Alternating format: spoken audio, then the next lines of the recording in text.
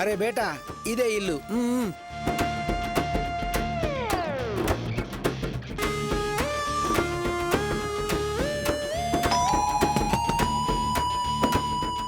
బాబు luggage కింద పెట్టు.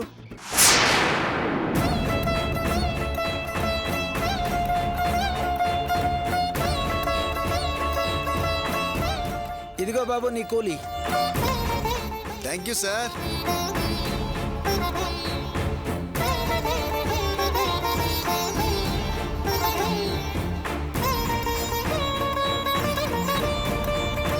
వాసు బతక నేర్చున్నాడురా, నీకు తిరిగే లేదు.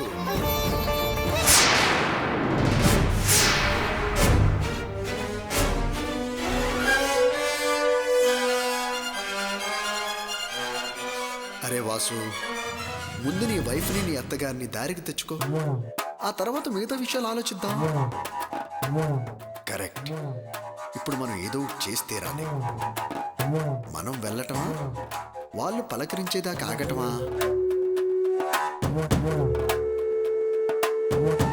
అమ్మా, నేను వాసుతో కాస్త మాట్లాడాలి. మాట్లాడమ్మా. అరే వాసు, రేవతే నీ దగ్గరికి వస్తుందిరా.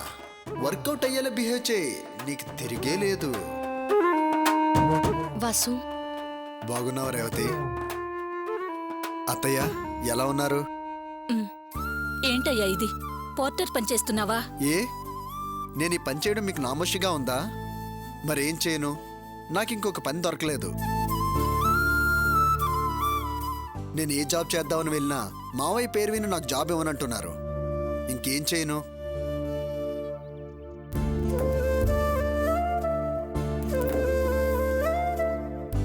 ఏంటి రేవత అలా చూస్తున్నావు? నేను కూలి పని చేయడం నీకు అవమానంగా ఉందా? లేదు వాసు, పని ఏదైనా నేను తప్పుగా అనుకోను. పిచ్చం ఎత్తుకోవడం, అబద్ధం చెప్పడం, దొంగతనం చేయడం తప్ప ఏ పని తప్పు కాదు. ఓ హోటల్లో పనిచేయడం చూసి కూడా నేను గోపీబావుతో చాలా గొప్పగా చెప్పాను. కష్టపడి ఏ పని చేసినా అందులో తప్పేం లేదు. నా వాసు మారిపోయాడని చాలా ఆనందిస్తాను. అది సరే వాసు, హోటల్లో పనిచేస్తున్నావు కదా, ఏమైంది? ఇలా ఎందుకు బ్యాగులు మోస్తున్నావు? సర్లే రేవతి, దాని గురించి ఏం అడుగుతావు? ఈ కాలంలో నీతి నిజాయితీకి, మంచితనానికి, న్యాయానికి, ధర్మానికి స్థానమే లేదు. ఆ హోటల్ వాళ్ళు భోజనంలో సున్నం కలుపుతున్నారు, పాడైపోయిన కూరగాయలు వండుతున్నారు, అసలు శుచి శుభ్రత ఏమీ లేదు. ఏంటండి ఇది? కస్టమర్ల ఆరోగ్యం ఏం కావాలని అడిగినందుకు నన్ను బయటికి గెంటేశారు రేవతి. నువ్వు అలా ప్రశ్నించావా? న్యాయం కాదని అన్నావా? ఏంటి రేవతి, నేను అడిగేవాడిని కాదని అలా అడుగుతున్నావు? నా మాట నమ్మశక్యంగా లేదా? ఎప్పుడైతే మీ నాన్న నన్ను ఇంట్లోంచి బయటికి గెంటేశాడో అప్పటి నుంచి పడరాని కష్టాలు పడ్డాను. చివరికి ఫుట్పాత్ మీద పడుకున్నాను. కన్నతల్లి ఇంట్లోకి రావద్దంది, పస్తులతో పడరాని పాటలు పడ్డాను. అప్పుడే నాకు బుద్ధొచ్చింది. ఎంత ఆస్తిపాస్తులు సంపాదించినా, సుఖంగా ఉన్నా మోసం, స్వార్థం పనికిరాదని తెలుసుకున్నాను. నీతి నిజాయితీ మీద నమ్మకం కుదిరింది. అందుకే కష్టపడడం మొదలుపెట్టాను. మొట్టమొదటిసారి తృప్తి అనే పదానికి అర్థం తెలుసుకున్నాను రేవతి. అందుకే కష్టపడుతున్నాను. ఇదిగో ఈ 100 రూపాయలు నా బ్రతుకి కొత్త అర్థం చెప్తుంది. వాసు, నువ్వు నీతి నిజాయితీకి కట్టుబడి పని ఏంటి అని చూడకుండా కష్టపడి పనిచేయడం చూస్తుంటే నాకు చాలా గర్వంగా ఉంది. నువ్వెప్పుడైతే నన్ను అన్ని రకాలుగా పోషించగలననే నమ్మకం కలుగుతుందో అప్పుడొచ్చి పిలు, నేను నీ దగ్గరికి తప్పకుండా వస్తాను. థ్యాంక్స్ రేవతి, నాకు చాలా ఆనందంగా ఉంది. నిన్ను చూస్తుంటే చాలా గర్వంగా ఉంది రేవతి. నువ్వు అన్న మాటలు నాకు ఇంకా ఆనందాన్ని కలిగిస్తుంది. నేను మోసగండని నన్ను వదిలేస్తావేమోనని భయపడుతున్నాను, కానీ ఇప్పుడు నాకు చాలా ధైర్యం వచ్చింది రేవతి. త్వరలోనే నేను వచ్చి నిన్ను తీసుకువెళ్తాను రేవతి. న్యాయంగా, ధర్మంగా కష్టపడి గొప్ప స్థానానికి ఎదుగుతాను. వాసు, దీని జీవితం ఇంకా చివరిదాకా మాతోనే గడపవలసి వస్తుందేమోనని చాలా బాధపడ్డాను. ఇప్పుడు నా మనసు కుదుట పడింది. ఇప్పుడు నేను చాలా ఆనందంగా ఉన్నానయ్యా. అవును వాసు, అడగడం మర్చిపోయాను. ఇంతకీ ఎక్కడుంటున్నావు? ఏం చెప్పమంటావు రేవతి, ప్రస్తుతం ఫ్రంట్ రూమ్ లో ఉంటున్నాను. ఏ బాయ్ సాబ్, ఈ బ్యాగ్ నీ షోల్డర్ తగిలించుకున్నావు. ఇందులో సెల్ ఫోను, పర్సు, 5,000 రూపాయలు ఉండాలి. మర్యాదగా ఇవ్వు. లేదంటే పోలీస్ కంప్లైంట్ ఇస్తాను. ఏంటండి మీరేదో కూలీ దొరక్క ఇబ్బంది పడుతుంటే నేను సహాయం చేస్తే నా మీద పోలీస్ కంప్లైంట్ ఇస్తానంటారు? బాగా వెతికి చూడండి. అంతా వెతికాక నేను అడుగుతున్నాను, మర్యాదగా తీయి. ఏంటి సార్, నా గురించి తెలుసా? మా ఫ్యామిలీ బ్యాక్గ్రౌండ్ తెలుసా? నేను గ్రాడ్యుయేట్ని. వాసు, ఏంటిదంతా? రేవతి, ఈయన పర్స్ ఎక్కడో పోగొట్టుకొని నన్ను అనుమానించి నిందలు వేస్తున్నారు. చూడండి సార్, మీరు ఆయన్ని చాలా తప్పుగా అర్థం చేసుకున్నారు. బాగా జ్ఞాపకం తెచ్చుకోండి. పర్స్ ఇంకెక్కడైనా పోగొట్టుకొని ఉంటారు. లేదమ్మా, నాకు బాగా జ్ఞాపకం ఉంది. అతను చంకకి తగిలించుకున్నాడు. ఏమండి, సెల్ ఫోన్ కూడా ఉంది కదా, ఒకసారి ఫోన్ చేసి చూడండి. ఇప్పుడు చెప్తా.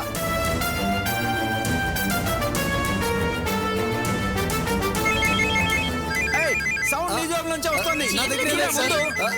లేదంటున్నారా? నీ జోబులు చూపెట్టు. లేదు సార్, నా మాట వినండి. సార్, ఇదేంట్రా? తప్పు చేసింది కాక అబద్ధాలు ఆడతావురా? నిన్ను ఊరికే వదలకూడదురా, పోలీసులకు పట్టించాలి. పద స్టేషన్ కి. సార్ సార్ ప్లీజ్ సార్, మీకు దండం పెడతాను సార్, నన్ను వదిలేయండి సార్, ప్లీజ్ సార్. జాగ్రత్త, పదండి.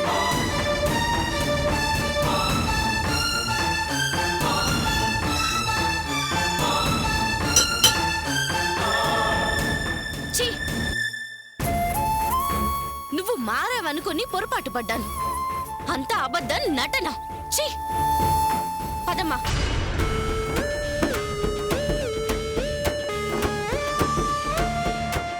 ఛీ, పూర్తిగా నమ్మేసిన రేవతి దగ్గర మళ్ళీ వేస్ట్ ఫెయిల్ అయిపోయాను. రేవతిని ఎలా మళ్ళీ నమ్మించగలను?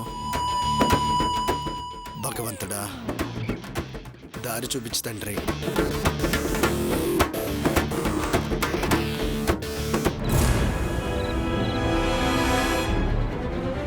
ఏంటి భగవాన్ నువ్వనేది? అవునన్నా, ఆ సీడీ వన్ చేతికి దొరికిపోయిందంట. అందుకే ఆ గోపిగాడు అంత హ్యాపీగా మాట్లాడుతుండు. అన్నా, ఈ ఎదవలు మినిస్టర్ ఇంటి ముందు బాడీ ఉన్న కార్ ఆపి వెనకటికి ఓపెన్ చేసినట్టన్నా. మినిస్టర్ ఇంటి ముందున్న సెక్యూరిటీ కెమెరాల్లో అదంతా రికార్డ్ అయిందంటన్నా. ఆధారమే ఇప్పుడు ఆ గోపిగాడి లాయర్ దగ్గర ఉందన్నా. ఇప్పుడు ఏం చేయాలి అర్థం కావటం లే.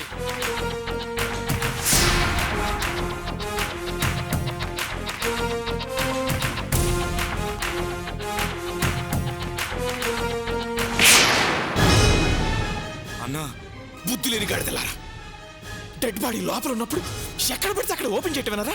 అన్నా, ఇదంతా ఈ భాస్కర్ గారి వల్ల జరిగిందన్నా. సడన్ గా బండి వెళ్ళి ఆ మినిస్టర్ ఇంటి ముందే ఆగిందన్నా.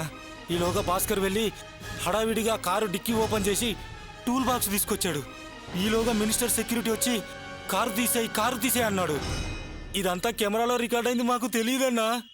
నువ్వు నాకు తెలియదంటున్నావురా, కానీ ఈ లోపల వాళ్ళు మొత్తం తెలిసేసుకున్నారు. అంతా తెలిసిపోయింది. ఇలా జరగడానికి మనం ఇంత కష్టపడింది. ఆఫ్టర్ ఆల్ ఒక మెకానిక్ గాని లోపలించడానికి మరో లోపలికి వెళ్ళాల్సి వస్తుంది. మొత్తం సర్వనాశనం చేశారు కదా దరిద్రులారా.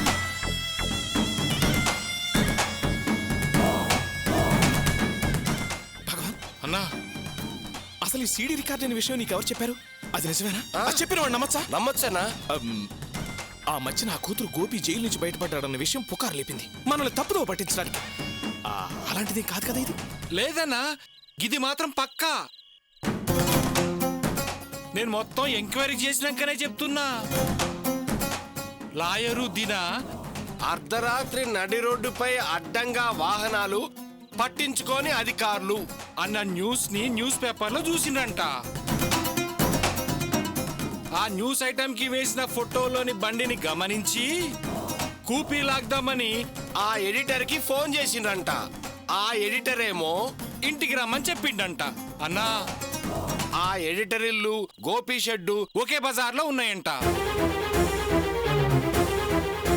మరుసటి రోజు ఆ లాయరు దిన ఆ వీధిలో నిలబడి మాట్లాడుతుంటే ఆ మినిస్టర్ సెక్యూరిటీ వాళ్ళు ఈడ మాట్లాడొద్దు వెళ్ళండి అన్నారట. ఏం మేం మాట్లాడుకుంటున్న విషయం మీకెట్టా తెలిసింది అని లాయర్ సెక్యూరిటీని అడిగిండంట. అప్పుడు ఆ సెక్యూరిటీ కెమెరా విషయం అంతా చెప్పిండన్నా. గప్పుడే ఈ కెమెరా భాగవతం అంతా బయటపడింది. అన్నా, మన లాయరు పత్రికాఫీసుకు ఫోన్ చేసి ఎడిటర్ నెంబర్ అడిగి తీసుకున్నాడన్నా. నేను వెళ్ళి ఎడిటర్ని కలిస్తే నేను చెప్పను పో అన్నాడన్నా. అంతే, నా కొళ్ళు మండింది. వాని బిడ్డ మెడ మీద కత్తి పెట్టి లేపేస్తాన్నా అంటే మొత్తం మ్యాటర్ అంతా చెప్పేసిండన్నా.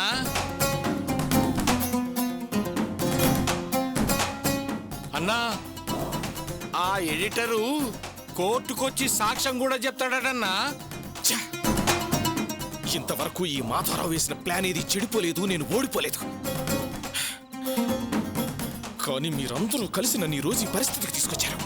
అన్నా, ఆలోచించన్నా, ఏదో ఒకటి ఆలోచించన్నా. ఎట్లయినా ఈ కేసు నుంచి బయటపడాలి. ఏంటో ఆలోచించేది? ఎల్లుండే వాయిదా. ఏం చేస్తావు ఈ లోపు? అన్నా, నువ్వు తలుచుకుంటే ఏదైనా చేయగలుగుతావు అన్నా. జర సోచాయించు. రేయ్ అన్నా ఆ లాయర్ని దినాని వెంటనే పట్టండి. అన్నా ఇంతకంటే వేరే దారి లేదురా దరిద్రులారా. ఇదిగో వాళ్ళెక్కడున్నా వెతికి అర్జెంటుగా ఇక్కడికి పట్టండి. వెళ్ళండి. సరే అన్నా.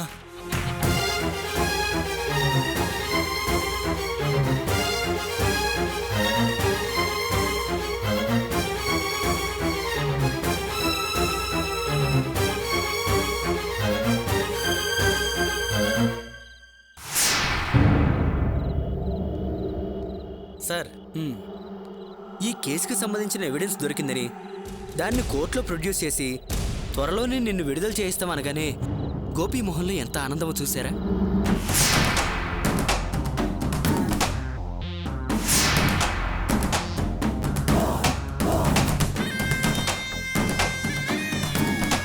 నిజమేదేనా? నీలో చాలా మార్పు వచ్చింది. ఎన్నో కేసుల్లో జైలుకెళ్ళొచ్చిన మీరు ఈ రోజు లోపల ఉన్నవాడిని బయటికి తీసుకురావడానికి చాలా శ్రమ పడుతుంటే నాకు చాలా ఆశ్చర్యంగా ఉంది. లాయర్ గారు, ఇదంతా నా అతి ప్రియమైన ప్రియని పెళ్లి చేసుకోవడానికి. పెళ్లి చేసుకుని దాన్ని నా ఇంటికి తీసుకెళ్లేదాకా మంచివాడిగా మారినట్టు మేనేజ్ చేయాల్సిందే. అందుకే ఇదంతా. వెళదాం లాయర్ గారు. సరే.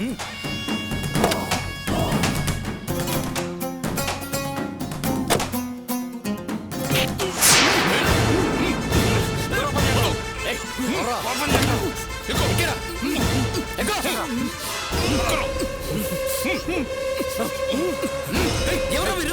ఎక్కడి?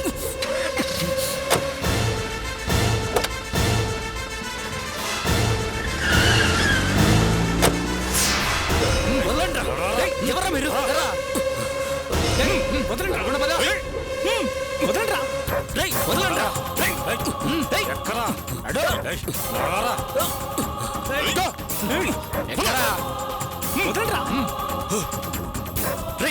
ఎవరో మీరు?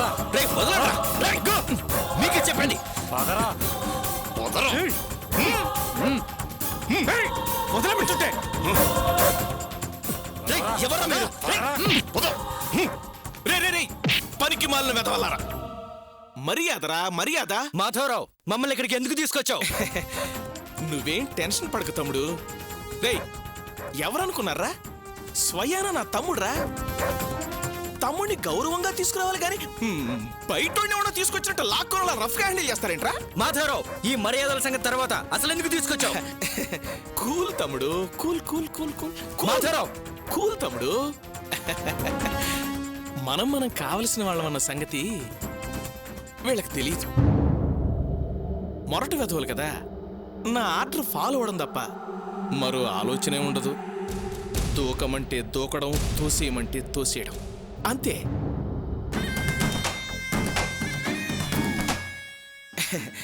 సరే, వీళ్ళ విషయం వదిలేసే గాని నేను ముఖ్యమైన విషయం మీతో మాట్లాడదామని పిలిపించాను. రండి, కూర్చోండి, రండి. ఏంటి అలా చూస్తున్నావు? నేను మిమ్మల్ని ఏమైనా చేస్తాననే? నేను అలా చేసేవాడిని కాదయ్యా. రండి, దా కూర్చోండి, దా రండి. మిస్టర్ మాధవరావు, ఆ భయం మాకేం లేదు. నువ్వు మమ్మల్ని ఏమీ చేయలేవు.